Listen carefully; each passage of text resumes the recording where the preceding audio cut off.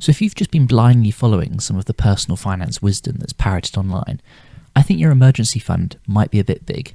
So let's have a chat about it.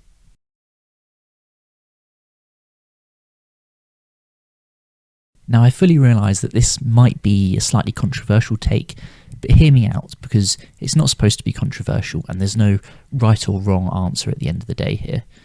But let's just think about this in terms of some data from the ONS, what I've seen parroted online, and what I personally think should be where your emergency fund sits. So according to the ONS, the average household has a disposable income of just over £32,000. So by disposable income, I'm saying after primary taxes, so after your income tax, your national insurance, etc. So that's what ends up in your pocket as your take-home pay at the end of the month. Now again, let's make another assumption. Let's say 10% of that is saved for holidays, it could be a new car, it could be whatever you're saving towards. So that would mean that the average UK household has a budget of things that they're spending every month of around £2,400. And so from that £2,400, if we take the commonly advised emergency fund, which I've seen in videos, I've seen on Reddit, I've seen on forums online, of just taking 6 months of the expenses of the household, putting that into the emergency fund, then that average household needs £14,400 in their emergency fund. Now to me that sounds like quite a big chunk of cash for the median household in the UK. So let's just strip this back and think about an emergency fund from first principles. So firstly, what is our emergency fund for? Well, in my opinion, it's for unexpected costs. And I think unexpected is the key word there. So for example, in our household, we run a second-hand car. Now, because of the nature of second-hand cars, I can almost guarantee that every year there'll be some kind of repair that car needs. It might not be a repair, it might just be 4 tyres replacing or something like that. But there's going to be some kind of money outlay. And so because I'm expecting that cost, I can have a budget set aside for that. So let's say I've put aside 500 quid for the car this year. But let's say it goes in for its MOT, turns out it needs £1,000 worth of repair to make it road legal.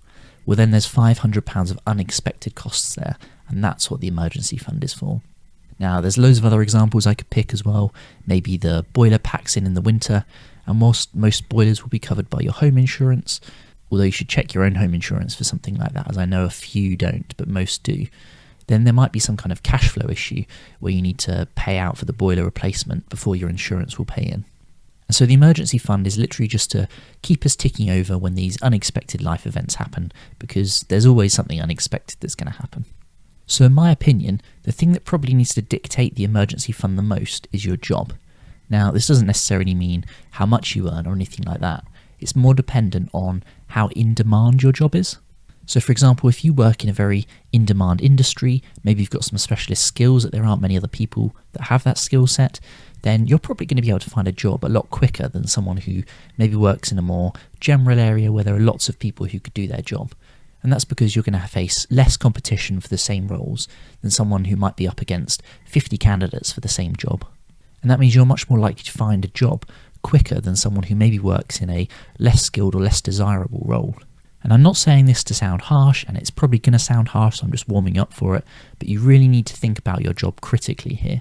Don't put your rose glass tinted glasses on and think, oh, it's great, I'm always going to be able to find a job in 2 months if I lost my job, or maybe 1 month if I lost my job. Always maybe be a little bit conservative on that front. Now, with losing jobs, there's usually a bit of a build-up. So it could be maybe the company you're working for is having financial difficulties and rumours are starting to swirl of redundancy packages being offered, or maybe it's that you haven't been performing particularly well and HR has been called in. But there's usually some kind of notice period. You don't go to work at the beginning of the day having a job, not expecting to not be fired, and by the end of the day you've not got a job and you're not coming back in the next day.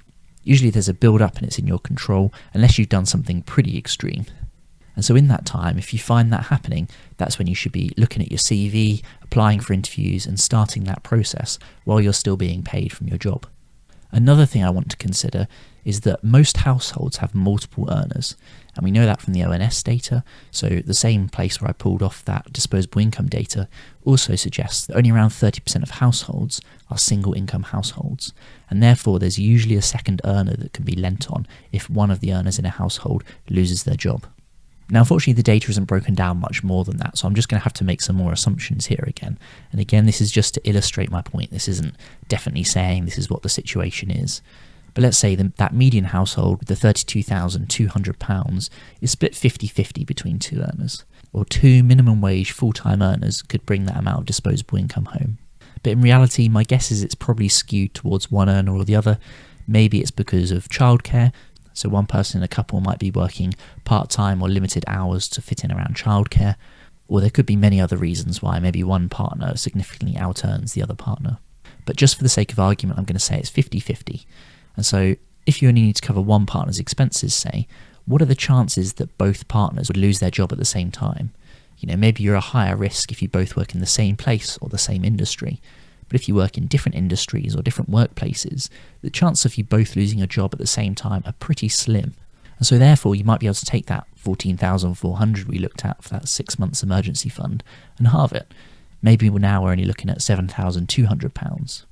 Now, again, maybe you could say you work in a really high demand area, in which case you might say, well, I don't need 6 months, maybe I only need 3 months of expenses because I'm confident I can pick up a new job in that time. So maybe again, you could halve it again.